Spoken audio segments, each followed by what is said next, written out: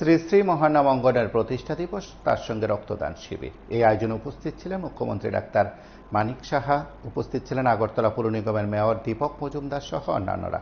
সকলের উপস্থিতিতে এই আয়োজনে মহানাম অঙ্গনের ভাবনা, দৃষ্টিভঙ্গি এবং কর্মীয় বিষয়গুলো যেমন তুলে ধরা হয়েছে, ঠিক তেমনি এই আয়োজন থেকে মুখ্যমন্ত্রী রক্তদান শিবিরের মাধ্যমে বার্তাও দিয়েছেন। করার আগে অনেক বাধা বিপত্তি, এখানে আশ্রমে যখন ঘন্টা বাজত, যখন এখানে কীর্তন হতো, তখন এই নিয়েও কিন্তু অনেক বিপত্তি আপনাদের কাছে ছিল। তখন এর সময় অনেকে, কারণ মানুষ প্রথমে অ্যাকসেপ্ট করতে চায়, এটা অন্য জগন্নাথ মন্দিরেও সেটা ছিল। কিন্তু আস্তে আস্তে মানুষ যখন অ্যাক্লাইমেটাইজেশন হয়ে যায়, মানুষ যখন বুঝতে পারে যে না, তারা তো আমাদের নিজের পূর্ণ যখন পূর্ণ মেয়ে, বাচ্চা মেয়ে যখন তাদের বাচ্চা ছেলে যখন চাবে, ছোট শিশু, এই ফিল করি। কিন্তু যখন নিজের বাচ্চা বা শিশু যখন করে, তখন ফিল করি। এটা আমাদের যখনই বুঝবে যে না, এই এখানে যে সব সংগ্রামগুলো হয়, এগুলো মানুষের বিরুদ্ধে যখন হয়, তখন বুঝতে পারে। সবাইকে ধন্যবাদ, নমস্কার। এর থেকে নিজেদেরকে শক্তি সঞ্চয় করা, যারা বিভ্রান্ত করার চেষ্টা করে তাদের বিরুদ্ধে রুখে দাঁড়ান। ভালো নিশ্চয়ই আমরা বলব, কিন্তু অনেক সময় শাসনও করতে হবে এবং মাঝে মাঝে শান্তির জন্য কিন্তু শক্তির প্রয়োগ করতে হবে। তুমি আহততা হয়ে যাচ্ছ এবং তোমার জন্য আরো 10টা লোক অন্যদিকে যাওয়ার, আমাদের যে সমাজ ব্যবস্থার সমস্যা হচ্ছে তাকে ঠিক রাখার জন্য মাঝে মাঝে শক্তিরও প্রয়োজন।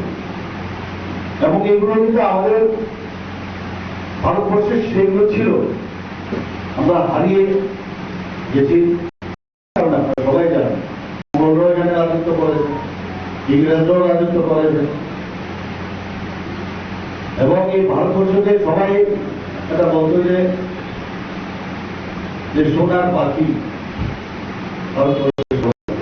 আসতো বাইরে বাইরে থেকে, সেখানে লুণ্ঠন করার কারণে সেই জায়গায় আজকে ভারতের যে স্থান, সেই জায়গাটা এখন চলে আসছে। এবং আমি একটা আর্টিকেল আমি পড়ছিলাম, ফ্লাইটে আমি বসে বসে পড়ছিলাম, যে যেটা টার্গেট দেখা হয়েছে যে 30+ মার্কিন ডলার, 30+ বিলিয়ন ডলার, সেটাও প্রায় ম্যাথামেটিক্যালি বোঝাচ্ছে কেন সম্ভব, ম্যাথামেটিক্যালি বোঝাচ্ছে 50 ট্রিলিয়নও হতে পারে। মানে ইউনিওয়ান কেন হবে। এই যে একটা এমন অবস্থা ভারতবর্ষের ফিউচার, এবং বলছেন যে একটা সময় আসবে যে ভারত কিন্তু পৃথিবীর মধ্যে সর্বশ্রেষ্ঠ অর্থনৈতিক যে দেশ হবে সেই বিষয় বলছে। এটা উন্নত বলতে যা বোঝায় সব দিক দিয়ে, পড়াশোনায়, খেলাধুলায়, এগ্রিকালচারই হোক, সেখানে সব বিষয়ে, আমাদের স্বাস্থ্যের বিষয় হোক, সব বিষয়ে ভারত একদম সারা বিশ্বের মধ্যে সর্বশ্রেষ্ঠ হবে। আমি আশা করি আজকের যে অনুষ্ঠান, সেই অনুষ্ঠানে যে যারা রক্তদান করতে এসেছেন তাদেরকে আমি ধন্যবাদ দেব। এই রক্তদানের মাধ্যমে আমরা কিন্তু একটা মেসেজ দেওয়া দরকার। এই ধরনের যে ইনস্টিটিউশনগুলো আছে, এই ধরনের যে মন্দিরগুলো আছে, এই ধরনের ফিলান্থ্রপিক কাজ যেহেতু করছে, অন্যরাও তাতে করে উদ্বুদ্ধ হবে। রক্তের তো কোনো সাবস্টিটিউশন কিন্তু নেই, সাবস্টিটিউট নেই, রক্ত দ্বারাই দিতে হবে। ভগবান এবং ভাবেই করা যায়, তুমি বানাতে পারবে না, আমাকে স্মরণ করতে হবে। এবং এই শরীর থেকেই আজকে আমরা শুধু রক্তদান না, আমরা আগামী দিন আমরা এখানে অঙ্গদানেরও চিন্তা ভাবনা করছি। অলরেডি কিডনি ট্রান্সপ্লান্ট এখানে হয়েছে, প্রায় 4 জন পেশেন্ট সুস্থ আছে এখানে অপারেশন করে। লিভার ট্রান্সপ্লান্টের আমরা ব্যবস্থা করি। এবং শরীরের সমস্ত বোন থেকে আরম্ভ করে, চোখ থেকে আরম্ভ করে, আমাদের সমস্ত শরীরের প্রতিটা লেগামেন্ট, টেন্ডন, যাই বলুন, সেগুলো কিন্তু আমরা দান করতে পারি।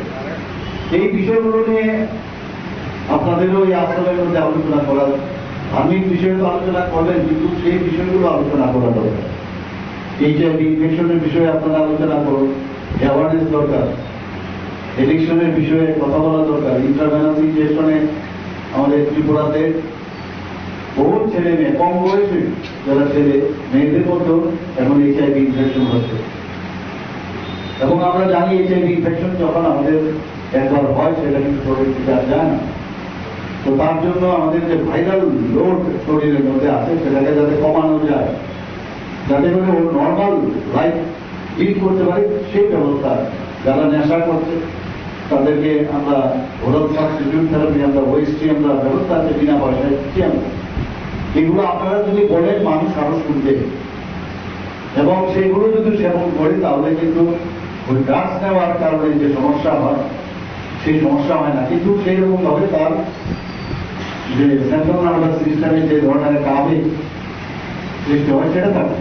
এতে করে অনেকটা কম মানুষ আস্তে আস্তে করে সেখান থেকে সে বেরিয়ে আসতে পারে। যখন এইচআইভি হয় তার সাইন অ্যান্ড সিমটম, উপসর্গ কিন্তু এখানে অনেক লোক আছে আমরা বুঝতে পারবো না আমরা এতে এফেক্টেড কিনা। তার উপসর্গ বোঝা যায় না, যখন দেখা যায় বাই দিস টাইম কিন্তু অ্যাডভান্স হয়ে যায়। অ্যাডভান্স হলে এটাকে এইডস হয়ে যায়। আর এইডস হলে আপনারা জানেন যে WBC ওয়ার্ড যে হোয়াইট ব্লাড কর্পাসেল সেটাকে আঘাত করে, অর্থাৎ আমাদের শরীরের যে ফাইট করার যে ব্যবস্থা সেই রক্তকোষগুলো আগে টার্গেট করে। তাতে করে আমাদের যে প্রতিরোধ ক্ষমতা কমে যাওয়ার কারণে অপরচুনিস্টিক যে মাইক্রোবগুলো আছে সেগুলো আমাদের শরীরে চলে আসবে, এইডসে কিন্তু মারা যায়। তাহলে এই বিষয়গুলো নিয়ে যখন আলোচনা করবেন, এবং এইডস থেকেও যদি দেখা যায় যে তার ভাইরাল রোড অ্যান্টিরেট্রোভিয়াল থেরাপি সেটারও ব্যবস্থা সেগুলো যদি আমরা দিই, তো একদিকে ধার্মিক আলোচনা, আধ্যাত্মিক আলোচনা, আর পাশাপাশি আমাদের রাজ্য এবং দেশকে কিভাবে শক্তিশালী করতে হবে। আমাদের মাননীয় প্রধানমন্ত্রীজি ভারত সরকার কি কি কাজ করছে মানুষের জন্য, গরিব মানুষদের কথা মাননীয় প্রধানমন্ত্রীজি বলছেন, আমাদের সরকারও সেভাবে কথা বলছেন। 1,08,000 আমাদের লাখপতি দিদি আমাদের হয়েছে 40 লক্ষ মুখে। বিভিন্ন জায়গায় এসএইচজি গ্রুপ যদি আপনারা বলেন, সেলফ হেল্প গ্রুপ, সেখানে এখন প্রায়, কালকে আমি টাকা আগে ছিল 56,000, সেই জায়গায় এখন প্রায় 60,000 এসএইচজি গ্রুপ ত্রিপুরাতে হয়ে গেছে। এইগুলো তো আমাদের বলতে হবে সবাই যে এইগুলো সরকার করছে, আমাদেরও উচিত এই সরকারের সাথে হাত বাড়িয়ে দেওয়া। এখানে খালি চাকরি নেই, চাকরি দিয়ে এন্টারপ্রেনার আমাদের বানাতে হবে। প্রচুর সুবিধা আছে, অনেকে অনেক কিছু জানে না, সেইভাবে লোন দেওয়ার ব্যবস্থা আছে।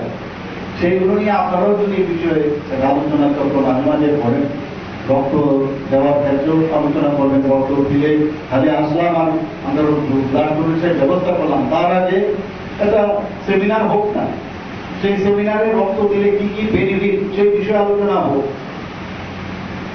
এবং তাতে করে আগামী দিন আরো লোক আসবে।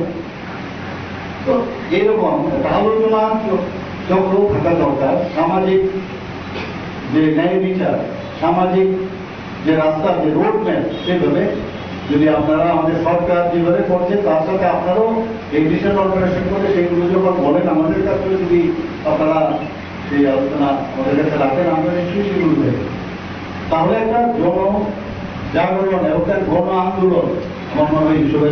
বিভিন্ন কুপ্রথা আছে বিভিন্ন জায়গায়, সেই কুপ্রথার বিরুদ্ধে আমরা নিজের ব্যক্তি যদি আমরা দেখি পেছনের দিকে যাই, সমাজ সংস্কারক হিসেবে বহু লোক, বিশেষ করে আমাদের বাঙালি যারা আছেন ওয়েস্ট বেঙ্গল, আমরা দেখেছি এক থেকে এক।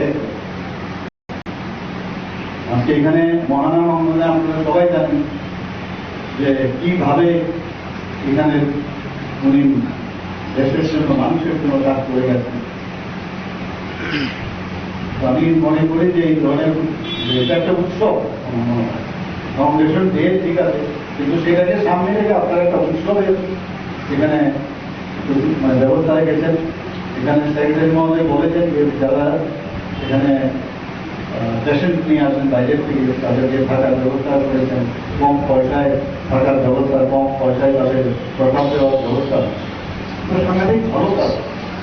আমরা নিজেরও এখন টিভির ওখানে একটা নতুন আমরা শেয়ারতলা হাউস আমরা করছি, অলরেডি সেখানে 10 টাকার বিনিময়ে আমরা এখানে একটা সামাজিক সংস্থার সাথে আমরা মুভ করেছি, তাদের সাথে যুক্ত হয় সরকার 10 টাকার বিনিময়ে যারা ট্রিটমেন্ট করাতে আসেন তাদের সাথে যারা পেশেন্ট পার্টি তাদেরকে ব্যবস্থা করে, এটা এখানে থাকার ব্যবস্থা আমরা করছি। তারপরেও তো সরকার করে না যে আপনাদের করে নিচ্ছে, এতে করে আমাদের অনেক সুবিধা হয়। আমি তো জানতাম না এখানে কিভাবে থাকার, এর আগেও এখানে জগন্নাথ মন্দিরের যে ব্যবস্থা আছে। আমি আপনাদেরকে ধন্যবাদ দেব আমার অন্তর থেকে যে আপনারা এই ধরনের কাজে গর্ব আছেন এবং যারা এটা আপনারা শুনলেন সেখানে মুখ্যমন্ত্রী রক্তদান শিবিরের আয়োজনে সংশ্লিষ্ট বিষয়গুলো উল্লেখ করে আয়োজকদের উৎসাহ দানের পাশাপাশি শুভেচ্ছা জানানোর পাশাপাশি এ ধরনের সেবামূলক কাজ জারি রাখার কথাও বলেছেন। রাজ্যের সামগ্রিক পরিস্থিতি বিষয়গুলো উত্থাপন করেছেন মুখ্যমন্ত্রী।